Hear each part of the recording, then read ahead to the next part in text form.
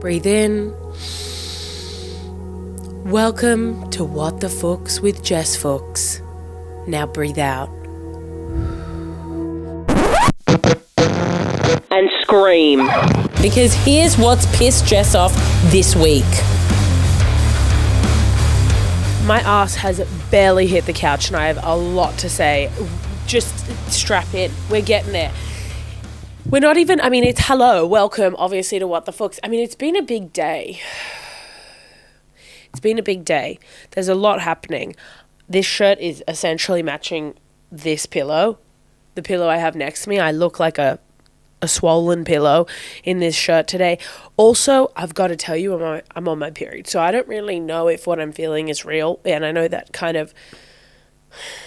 I'm wearing undies that are so stunning. They're the sort of fluoro pink that makes me reject feminism and be like, oh my God, I love that color. You know what I mean? And that's not good. I bought them this week. I washed them, obviously. Fuck you for thinking I wouldn't. I always wash undies and socks and stuff. Sometimes I don't wash things when I thrift them. I know that's not great. So some of the things I'm experiencing, it's really hard for me to know sometimes what's real and what's just where I'm at in my cycle. And I know that's not an appropriate thing to admit. But in some ways, I got to make you aware. I got to make you aware that maybe this week I'm not the most reliable narrator. No, that's not true. I am incredibly reliable, even on my period. I'm so reliable on my period. I'm as reliable. I'm trying to make a joke about how I'm so reliable. My period is every 27 days. Unless I'm stressed, in which case it has been 35. In the last month it was 35. And then this month we went back to 27. Happy days. Welcome to the pod. Let's go, bitch. It's been a really weird week. It's been a big one. It's been an aggressive one. What's new? There is no happy week without an aggressive week at the same time. That is how the cookie crumbles. I am going to have some water because I didn't prep before this. I've sat down because I had a lot to say. ASMR for my Lululemon water bottle, which was given to me as a gift after someone stayed at my house. And by my house, I mean my parents' house. What's been going on this week? All right. I took a week or so off of shows. I'm also in huge denial that it's getting hot in Australia. Like, I know we've well and truly entered into summer, but at this point in time, I'm wearing velvet pants, a long sleeve top, my hair down, and a top knot that looks like you've just bought a Mickey Mouse hat from Disneyland. That's the kind of style I'm rocking with this week. But I am in full-blown denial. So I have shut the blinds. I have slowly turned on the aircon so we're not getting a loud breeze coming from that unit, and I am in full-blown 18 degrees Celsius in this fucking house, in this fucking economy. I don't care. I will pay money, and by I mean my parents will foot the bill for this aircon bill because I cannot stomach summer. And every single year it gets to the middle of winter and I'm thinking, I need some sunshine, or I might just off myself off this cliff that I'm sitting near because I'm just trying to absorb any kind of light that touches this earth before it goes to the other side of the earth. I don't really know how the sun and the moon and the earth work yet. That is something I'm looking into. It is on my to-do list, but I haven't had the time this week because I've been bleeding out of almost every single hole. And by every hole, I mean just the one. Medically, I'm fine otherwise. So I'm in full-blown denial mode this week as to the changing temperatures. It was windy in Australia a couple of weeks ago. That was weird. But now we've just sailed right past that and gone to steaming hot sauna. Just take a deep breath before we get started. Anyway, listen, welcome to the pod. We're diving in today. There's really no time like the present. This is What the Fuchs. I'm Jess Fuchs. Who cares? You get it. You're here for anger. You're here for joy. You're here for whatever this brings you. I don't really care why you're here in church today, but amen to you. Big week. Okay, big week. I keep saying that, but with no information. Oh, I went to this shopping outlet thing because my friend was leaving the country, so we went there. That's why I got some beautiful new undies. I really shouldn't show you, but I really want to. They're so bright, neon pink. Nothing is more beautiful than that to me, and I know, that's why Barbie did well. The movie was good. Is it my favorite movie? No. There's about 1,000 movies that come before it that I think are better, but that pink put women in a trance. I don't even know if that's true, but that color, that shade of pink is so stunning to me that look at this shirt, look at this whole outfit, look at my whole body. My whole body is just a shade of Pantone pink. Is Pantone pink what I think it is? Pantone pink. Is Pantone what is Pantone? Right, Pantone is just a brand. So I guess that joke kind of works. My whole body is Pantone pink. I'm going to say, looking at Google, my body is not that shade of Pantone. I'm going to say I'm candy pink. That's my Pantone color palette, 14-1911 TCX. So if you want to paint your walls or just kind of save your background on your phone as my skin tone, Pantone pink, baby, candy pink. That's what we're rocking with. That's what God gave me. Or maybe I'm pink marshmallow. In summer, I'm candy pink, and in winter, I'm pink marshmallow. Or Pantone colors, really kind of going for that brand sponsorship. I don't know if Pantone is a company. All I know is I've heard the word Pantone before, and I thought maybe it was like turquoise, Pantone. Why do you always tell everyone how dumb you are so fast into this, instead of letting them discover it slowly? Jess, that's something you need to reflect on. Okay, so let's dive right into the fact that I have to travel a little bit for work. And I have a trip coming up. I'm going to go to Melbourne to do a bunch of shows and visit my friend Nick White, also a comedian. Shout out to him, slay. So I have to go to Melbourne. I'm also not wearing socks, and I'm aware that some of you like to touch your body after touch yourselves at the thought of people's feet. Also, my feet look busted. I'm actually going to go get a sock because I can't comfortably dive into these feelings knowing full well that my puppies are out for you guys. So we're just going to kind of cut here and go get a sock.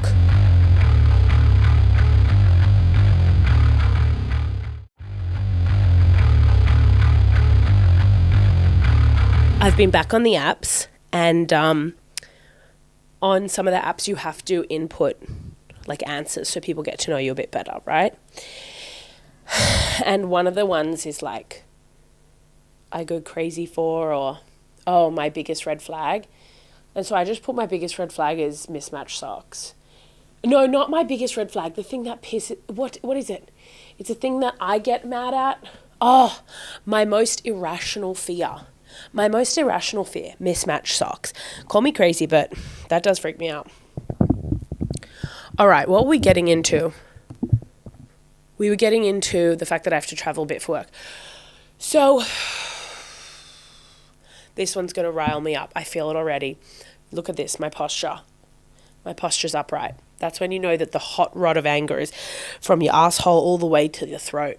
It's touching tank to do you want to know what's crazy? I was thinking of the word tonsils, taint to tonsils. That's where that hot rod is piping hot down my torso. I didn't know till recently that your tonsils aren't dangling at the back. I thought the tonsils are the thing on the side. Shit. Which is it? I hate how much we have to Google in this, and you're all sitting there going, the tonsils are not even in your throat. Tonsils.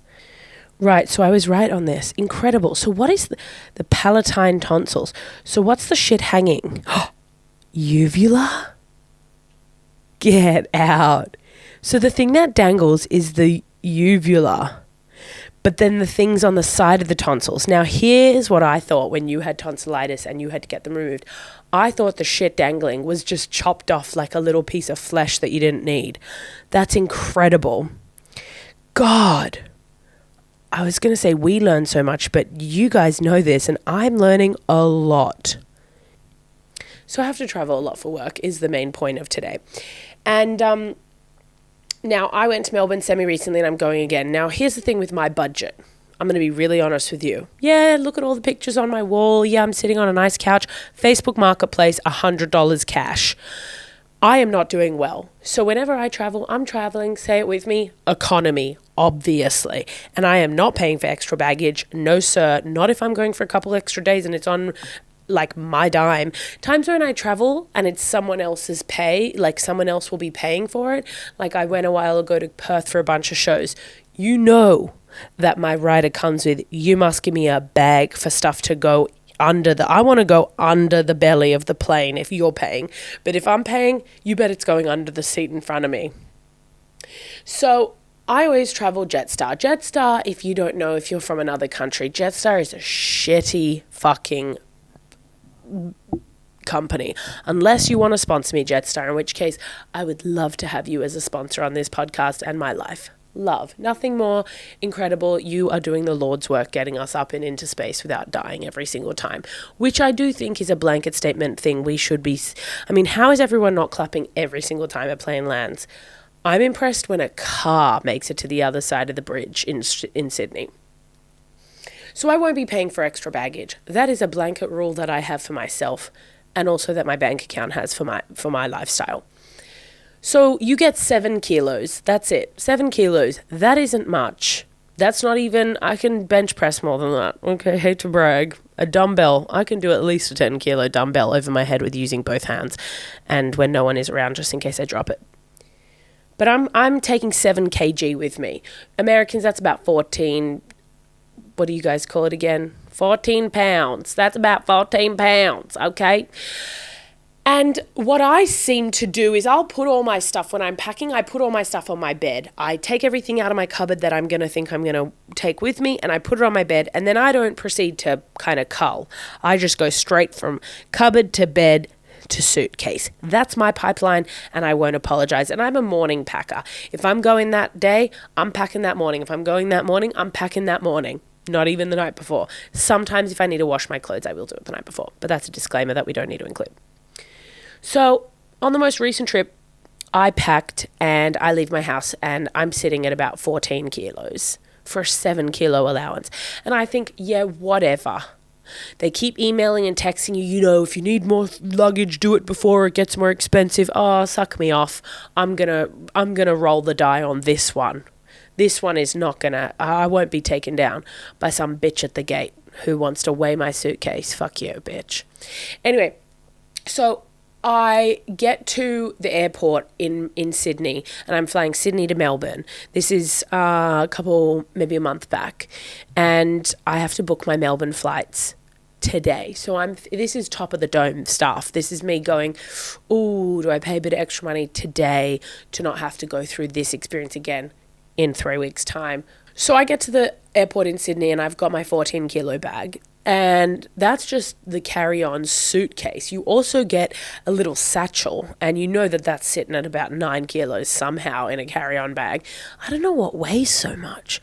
Have we ever really looked into that? I'd love to get a team of scientists, if there's any out there, kind of on how things weigh what they weigh. And I'm sure it's quite straightforward and simple. It's heavy, so it weighs heavy. But I don't understand. Like, are the atoms and molecules heavy? Or I've never sounded dumber than this episode, and we aren't very far in. So I just want to formally apologize. So I'm at the Sydney airport. We're going to try and get through this one. We're at the Sydney airport, and I go into the plane. They have people guarding the doors of the plane, and they have a pen, a credit card machine, and a fucking scale. And now I've just weighed my bag on a scale at a different closed off section because I thought, Jess, you know what 7 kgs feel like? You bench press 10. And bench press, I mean, just lift above my head. I don't really know what a bench press is. I put this thing on the scale and it hits me with the 14 kg. And I think, fuck, they might be nice and I might be able to get away with like 8, 9 max.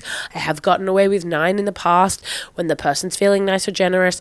But also, it's a bit of a gambling game because not always do they have people stationed at the doors from Sydney to Melbourne Airport. This is the thing. Sometimes Jetstar, obviously it's short staff, so they don't have 14 people at the door. But sometimes it's a really light work day and they have 14 people standing at the door weighing your bag.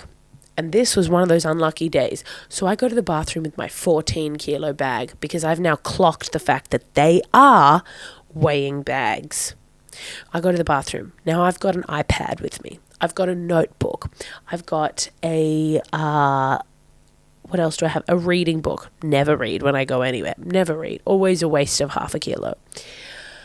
I've got multiple pairs of pants, another pair of shoes, some makeup. I've got a bunch of different jumpers. It was colder. This is a couple of weeks back. So what do? Thank you for asking. I take the iPad, back of the pants, in my undies for a bit of tension. We've got the notebook. Notebook goes front of pants. Book goes side, thigh side. Now, this is the positive of being fat, that you have kind of the depth to your torso to have a book width in the side. Now, thin people, you can probably go a laptop in the back if you could carry it, if your body can even handle that much mule weight. Like, I was a mule. I'm a literal donkey. Mule? Yeah, drug mule. Mule versus donkey. Now, mule versus donkey. All right, mules have a slight curve in their back similar to horses, whereas donkeys' backs are flat. I'm going to say I'm a mule. I'm not a donkey. I have a curved back. I'm not ashamed to tell you that I am more of a mule species than the donkey species. My back is fully curved. And you know what I put in that curve? My makeup bag, my drug bag, my shoes, my extra pair of knee-high boots. That goes in the hump of my donkey mule back. So I've got a book on each side strapped to my thighs. I've got an iPad in my undies. I've got an iPad in my back, and I've got a notebook in my front. I've got a jacket that is holding another jacket inside the jacket. You fold the arms into the arms, and that becomes a single unit. You put your makeup bag in one of the pockets of the jacket. You put your hard drive. You put your cameras, whatever else you got. You're filling all the pockets. So I get my bag down to 8 kilos. I have 4, 5, 6 kilos strapped to my body. Okay? Now, my water bottle's in my bag. It's got some water. She weighs my bag 8 kilos. She goes, oof, we're going to have to charge you $65. Now, I can't rustle too much because I'm going to have things dropping out of me like I've just stolen from a shop and I'm a teenager. So I'm standing pretty much still while my blood boils to a point that almost makes my hair grow faster. And I said to the woman, it's 8 kilos. Like, it's not a big deal. And she's like, sorry, policy. Well, look, it's policy for me to smack you in the fucking mouth, you bitch, because I will do that. That's my policy. That's my family policy, is to smack a bitch upside down. So I was like, well, what do you want me to do? And she's like, can you maybe drink what's in your water bottle? And like, you know, is there anything in there? Maybe you wear your sunglasses. She doesn't know that I've got a pair of glasses on my face, which really only needs to be used for a laptop, and a pair of glasses tucked in the inside of my shirt. And those are my sunglasses. So I said, okay. And she's like, yeah, sorry, it's either $65 or you have to get rid of another kilo. So as people slowly file onto this plane, I go away to the side, can't bend over because, you know, things will pop out of my body. And I drink the water bottle. Fine, done. I take out a computer charger. I take out some pens that I've got in a little pencil case. And again, shoving. I'm finding holes in my body. The charger goes in my breast. It goes in my bra. The pens go in another pocket. And I get it down to 750. Okay, so we're 500 grams over. That's a poo. That's nothing. And I go back to her and I said, listen, 750. She goes, I'm really sorry, we have to do it. I said, I actually just won't. And she goes, well, then you'll have to find another flight to go on. And I'm like, at this point, it's a thing of principle that I will be a fucking bitch because you've been a fucking bitch. And I will miss my flight. I won't miss my flight. I'm also 30 and I called my mum and I'm like, what do I do? And she's like, Jess, I don't know. You're an adult. And I was like, fuck you. Why is everyone being a bitch to me today? Like, sometimes you extend, you give an olive branch to a parent to just show a bit of compassion, and then they say to you, you're a 30-year-old woman, and you're like, why do you feel the need to speak to me like that now? When I've called you, hat in hand, asking for a bit of support, asking you to tell me that I'm right in this situation, but instead you side with the bitch at the Jetstar gate? God, to think, I wonder who's going to look after you when you're old and decrepit, mother. Finally, I get my suitcase down. I am strapped with things all over me. I'm wearing triple socks. I'm wearing a singlet. I'm wearing a t-shirt. I'm wearing a jumper. I've got 2 jumpers in my coat. I've got the books and the iPads and the everything. And I go, and I'm the last person to get on this plane. I mean, if I had waited another 30 seconds, they would have shut that gate. And I go up to this woman and I put my bag on the thing, and she goes, oh, fuck, the iPad stopped working. Her iPad, which is the way that they charge you for things with that credit card machine, has stopped working. And suddenly she's like, oh my God, must be your lucky day. I can't show any sense of joy, because if I move and breathe too heavily, everything will fall apart. And I literally just go, yeah, right. And she goes, yeah, I guess you get to get on the plane for free then. Good God, get the medic. I am literally leaking with stuff. So she lets me get on the fucking plane. And now, how do I unpack the iPad, the book, the notebook, the pens, the fucking camera, the everything that is all over my bodice? How do I unpack? Where does that happen? So I quickly round the corner. I go through. They scan my boarding pass, I go through, and there is just one little curve of the walkway between the doors of the plane and the doors of the airport, main body airport. And I quickly take everything off me. I take the iPad out of the back of my bag. It's sopping off the back of my pants. It's sopping wet from the stress that was dripping down my back. I take the notebook. I put my glasses back, and I put my 14 kilos back in this bag, and I get on the plane, and I sit down as the last person to get on, and I think, I'm going to have to do this again in 4 days' time coming back. And I will not be buying extra baggage allowance. I will be doing the exact same thing. I will be packing everything that I own onto my body like a mule, and I will be walking through with an empty suitcase and a smile, and I will not have one of these people look at me and tell me that I have to remove 500 grams. Because how about you suck me off? And how about that? And the principle of saving $65 and winning is far more important than spending $35 by pre-booking online than actually playing the game the way that you want me to play. Just because you want me to carry 7 kilos doesn't mean I will. I will carry 14 plus the body weight I have on me, on these bones, instead of follow your rules, your arbitrary rules. I mean, this plane can fly regardless. I just think 7 kilos is literally 7 kilos is literally nothing. Like, I could pack my medicine for 4 days and a book, and I'm sitting at 6.5. So now that I'm about to plan my Melbourne trip, because I'm going to do a bunch of shows at the Comedy Republic and Comics Lounge and a couple other places while I'm in Melbourne. If anyone's there, come and see me. The thought of paying for more is infuriating. And the thing too that we have to think about is if I buy 14 kilos, I'm stretching to 20. And I will never stick to what I am told to do. Therefore, do I just stick to 7, which means I take 14, or if I buy 14, it means I take 20, which means I still have to hide 6 kilos on my person. And no one should travel like that. I mean, really, lots of people dream big. Oh, I want to own a house. I want to do this. I want to do that. Here are all my financial aspirations. Not me, darling. I just want to be able to fly without the stress of thinking I have to tuck an iPad into my undies. Because then we've got a bigger issue, which is I need stronger undies. Because you know that my undies are hanging on by a thread right now, girl. I mean, these new ones that I'm wearing are very well tucked and solid and sucking everything in. But overall, it's a trickle-on effect.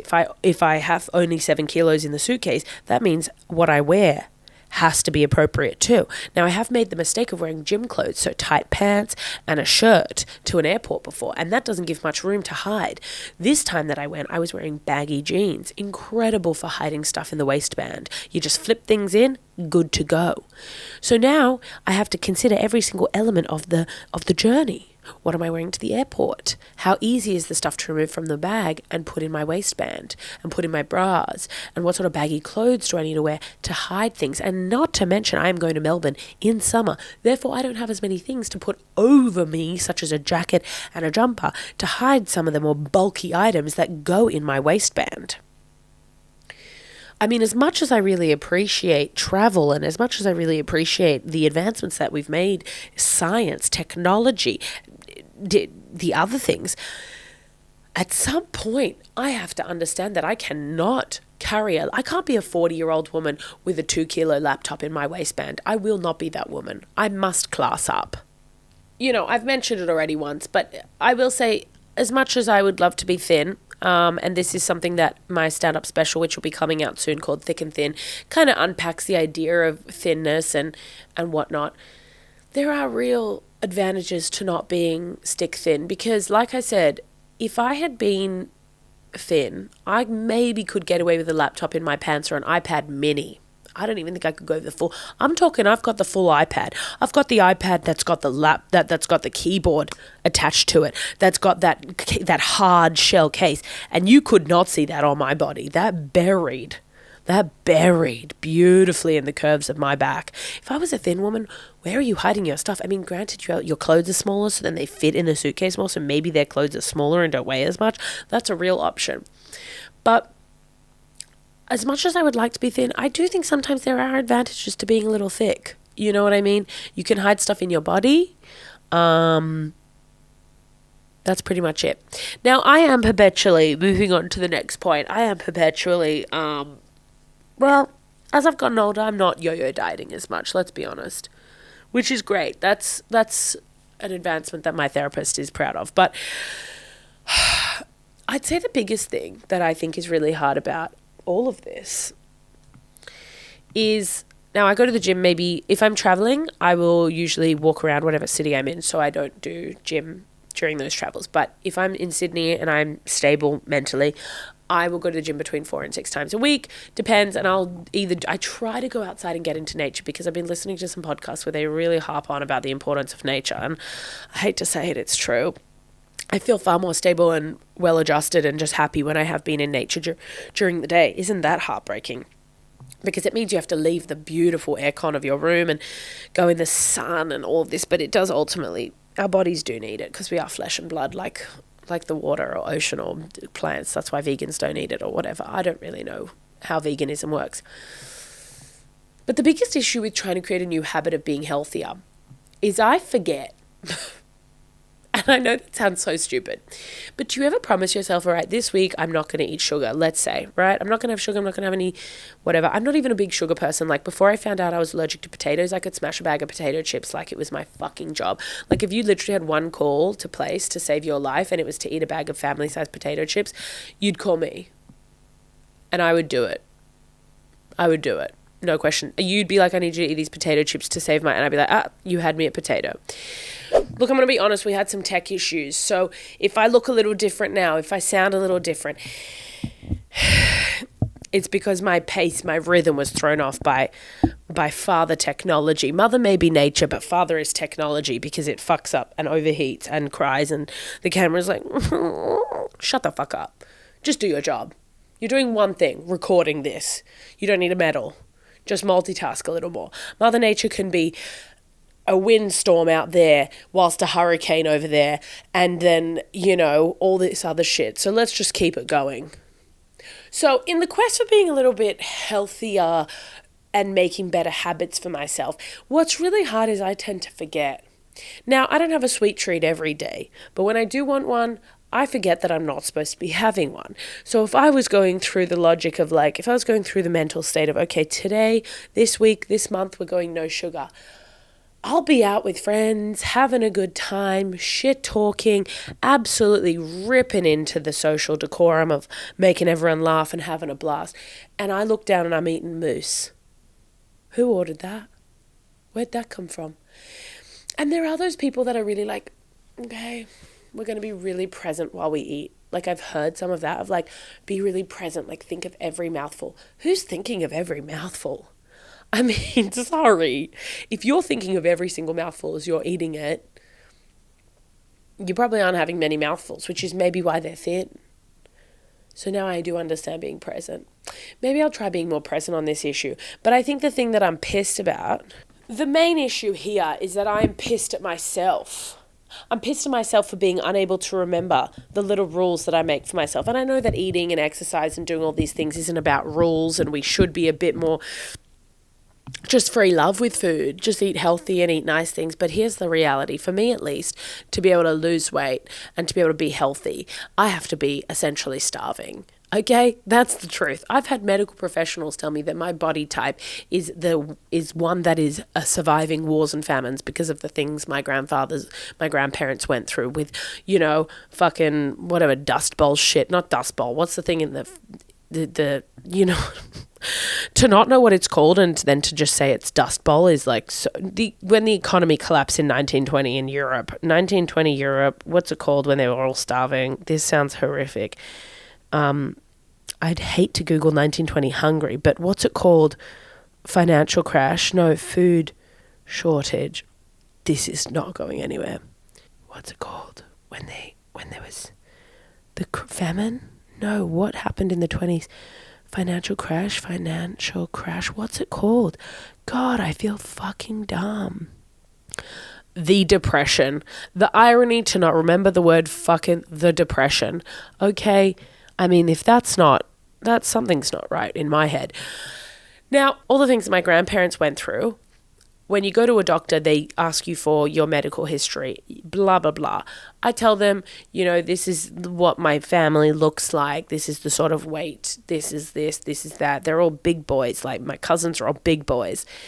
And I had a doctor be like, well, it's very hard for you to lose weight because you have the body type to survive wars and famines. And I said, can you put that in a doctor's note? Because I, as society has trained me, would love to be thin, would love it, nothing more, every single day, thin, thin, thin. Except it's not that easy. Being thin is actually really hard. No one talks about it, but being thin, not being thin, but the act of getting thin is kind of hard. Unless you're genetically thin, being thin is like really hard. Like it's a struggle. And so in the quest to be accepted by society and in the quest to be thin and valuable, I'd love to be able to starve, but I forget to starve myself. And that's where I go, like, I know that my relationship with food and body is not good, but at the same time, the people who are actually like able to be anorexic and starve themselves, like there is a commitment there and there is a kind of love for the game that I don't yet have and I haven't been able to tap into. And in some ways, I think hats off. Like, it's not great and society's fucked. But like, I literally forget to stop eating. I forget to starve myself, even if it is on my, mission statement for that day, that week, that year. This year I was going into it going, all right, Jess, today, this year, healthy this year, you're just not going to eat gluten and sugar and all these things that, society is turned into just whatever shit is in that's terrible for you and makes people infertile and, let's go pure, let's live like you're one with nature. And then I find myself eating a bag of Doritos and I'm like, oh, this isn't very one with nature. So I think I'm grumpy and mad at myself because I forget. And I would love to kind of, how people get tattoos to be like, I'm going to remember like this person or this thing. Maybe I need to get like a tattoo of like no carbs, no sugar, eat natural. Because I got the exercising down. I can exercise like the best of them. All right. But I forget not to eat a sweet treat when I'm supposed to be not eating a sweet treat. And I'd say that's my Achilles heel. My Achilles heel is a snake, is a sugar snake. And it's stretched up the length of my calf. And I would love to eat one. Those snakes? So that one's a short one that's just making me grumpy this week at myself. But kind of connected to that is the fact that I do have my period. So maybe that's also why I want more sweet treats this week. Now, what's really been grinding my gears at the moment is, and in some ways it's not just boomers, so I hate to put them in a box, though they love to do that for us. Which is we're lazy, we don't work hard, no one affords property, wonder why none of you will die. So the thing that's really been getting to me recently is the fact that, people like my mum, my dad, Graham, who I play tennis with, they all have phones, okay? They've got phones, yet the way that they text is unhinged. My mum has read receipts on. So you'd think, oh, okay, cool, she's got read receipts on, you see that she's read something. Great, she's read the message, she'll reply. False. Read receipts is on, yet sometimes and somehow she still doesn't read her messages. Now that to me is unacceptable. Like sometimes I'll have to call her to go, hey, the message that you've read, can you just go back and read it and reply? She'll be like, what message? I'm like, it says you read it 3 minutes ago. And she's like, nope, must be not me. Bitch, unless there is a demon who is using your phone and by mistake butt calling me and somehow voice recording your conversations and sending it into group chats somehow, like how in a bag or in your pocket is a phone pressing multiple buttons to get to record and then send on a voice note of you rustling around in the wild that gets sent to the family group chat, and a very specific family group chat at that. So it's not like it's the most recent. Like sometimes she'll send a voice note to a group chat that hasn't been active in weeks. How the hell does that work? More importantly, my blanket statement is if you don't have a phone, you aren't responsible for replying. But if you have a phone, consider yourself dealt in and part of the community, and you must be replying. And I understand if you want to take a little bit of time to consider a message that someone sends you, so you're a little bit slow on replying. We don't have an issue there. Where I have an issue is, don't call me to be like, where are you? What are you doing? Blah, blah, blah, blah, all rushed and, whatnot, if you won't reply to my text messages. It infuriates me because growing up, if I didn't answer my phone and I wasn't giving an ETA and I wasn't checking in to tell you where I was as a 16-year-old, I was somehow going to be grounded because I wasn't following the rules that you let me know, that I let you know where I am. And now I'm 30, I'm going, where's my mom? Maybe I shouldn't need to know where she is all the time. And she's not replying to my texts. And now I know how it feels, how they would have felt raising me, this little scoundrel running around. Well, no.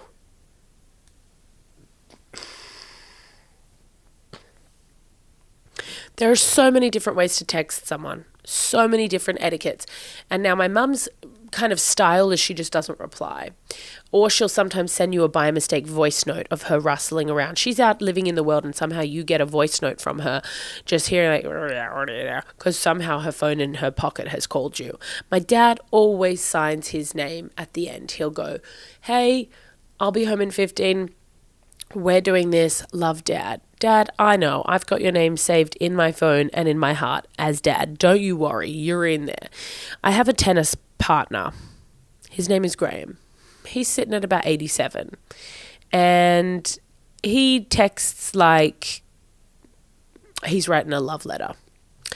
And there is something beautiful to that. There is something retro and kind of chic, and I will pull up some evidence. Now, Graham is about 87. We play tennis together with a couple other people. And this dynamic is one of the more complicated ones in my life. So we have Graham, who's an old man, who doesn't tie his shoes up properly, who every single time he serves, he will scream the name of the serve he is doing. So he'll go, Kyrgios, who's a tennis player, to let you know he has served in the style of that person. And now my friend Kate and I, who play tennis with Graham, she and I have discussed when Graham finally croaks it, how we are going to honour him. And I suggested we do like a tennis serve salute. So when a veteran dies and they come and they like shoot their guns into the sky, I would like to do the equivalent, but with tennis balls being served into the air as they lower Graham's coffin into the ground, just out of respect, because he loves tennis and that's how I know him. Now, Graham, I've never spelt Graham's name correctly. And to his credit, he will never correct me, which I actually just think is so polite because I get a lot of people correcting me. Now, the way this man texts is what can only be really described as unhinged, but to him and to me, I would say that he writes in the style of someone who still thinks he's writing a letter. And it's kind of similar. They all use only one or two fingers to type, these old people, which is the same as holding a pen. You're really only using one point of contact, ball point to pen. Okay, here we go. Here are some things that Graham has texted me. And I just think this man, okay, this was, hi Jess, next line. How are you doing? Next line. Kate is going today. Next line. It's come around quickly. Next line. I'm going to play in the round robin up at Paddington Tennis tomorrow. Next line, it starts at 9. Next line, I think Paul is coming. Next line, it's not as good as Monday or Wednesday. Next line, thinking it goes for 2 hours. Next line, and costs around $20. Next line, Graham. I said, hi, Graham. I've actually got a meeting tomorrow. Damn it. Then I'm going to Adelaide, but I'll be around next week. All one line, all one sentence, all one paragraph. This is another one. Hi, Graham. This is another text. Hi, Jess. Next line. I know it's late, but I've been thinking about you. Smiley face. Next line. Hoping you're getting better. I had been sick. Next line. And we can play tennis. Tennis ball emoji. Very soon. Next line. See you soon. Next line. Graham. Kiss emoji. I mean, listen, this old man is using a kiss emoji, and if we get one thing out of it, it's that you can teach an old dog a new trick, but you just can't really teach them the etiquette or the style of the trick. This one's a classic. Apropos of nothing. Hi, Jess. Next line. While many complain about life in general and cost of living, etc. Next line. I'm sitting on a sofa that costs $5,500. Next line. Lovely and cool, sitting in front of an air conditioner costs $3,500. Next line. Watching the latest movie on a 70-inch smart TV worth $5,000. Next line.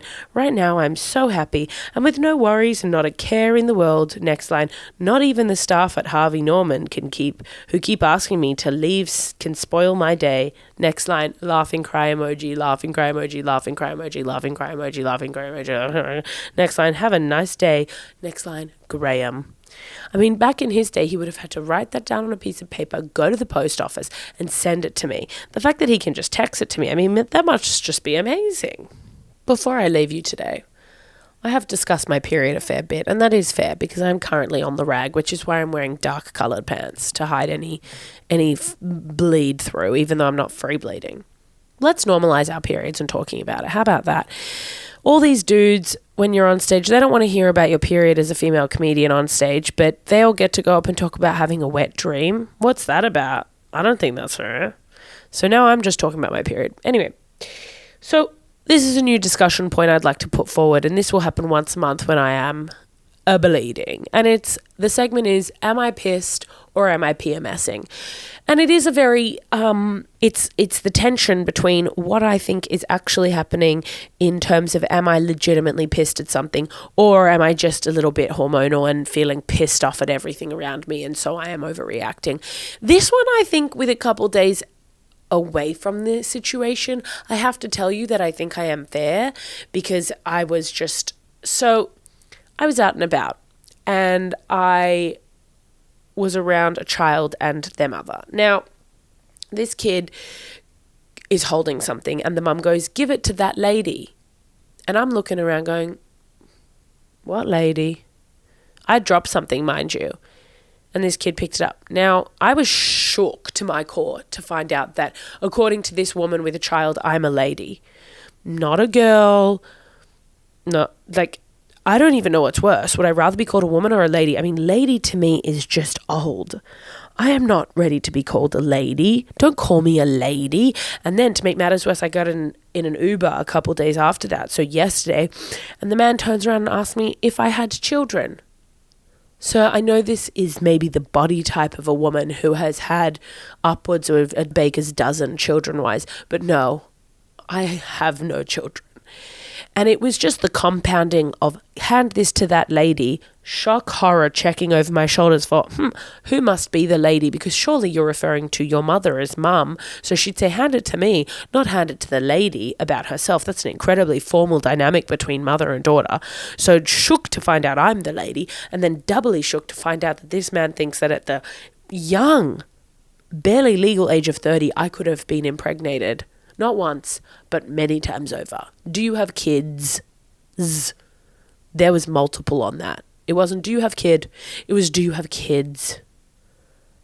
Sometimes I lie and I just pretend I do. One time I had to buy an aircon unit when I was living in New York City, and I was too embarrassed to admit that the room that I had in my house that was so small was actually a bedroom that I stayed in. So I pretended it was for my child's room because that's a more acceptable amount of space for a child to live in than a grown adult. But we don't need to bring up the fact that I lie about having kids when it suits me and am offended when it doesn't. I don't think it's unreasonable that I felt deep, hot rage toward the mother and child, that she referred to me as a lady. And that the man asked me about having children. That is a bit more acceptable.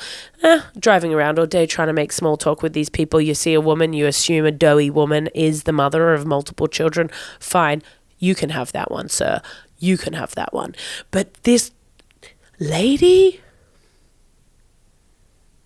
I can't be a lady yet. I've barely done anything in my life. As I get older, I'm like, oh my God, I'm getting old.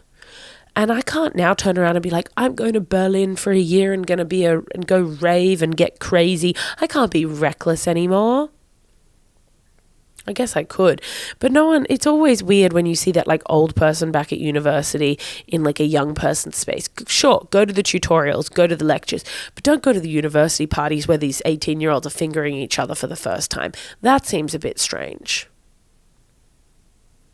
Lady. I started this episode with what could only be described as a pep in my step, and it was really more an anger in my soul, and I very quickly lost steam, if I'm being transparent with you. That'll do me for today. I've got to tell you, that'll do me. Anyway, thanks for listening. Sorry about the energy dip. I'm trying today to not have a sweet treat, which I already did. I had a mini Magnum ice cream, and it has just not held me over. That's why I'm crashing. But I have a bunch of shows coming up. If you are in Melbourne, I will be doing some shows there coming up soon, so look out for that on Instagram. If you want to submit anything, any anger points to me, please do. You know nothing brings me more joy than seeing what makes you aggressively angry. And see you guys later. Bye. Thanks for listening.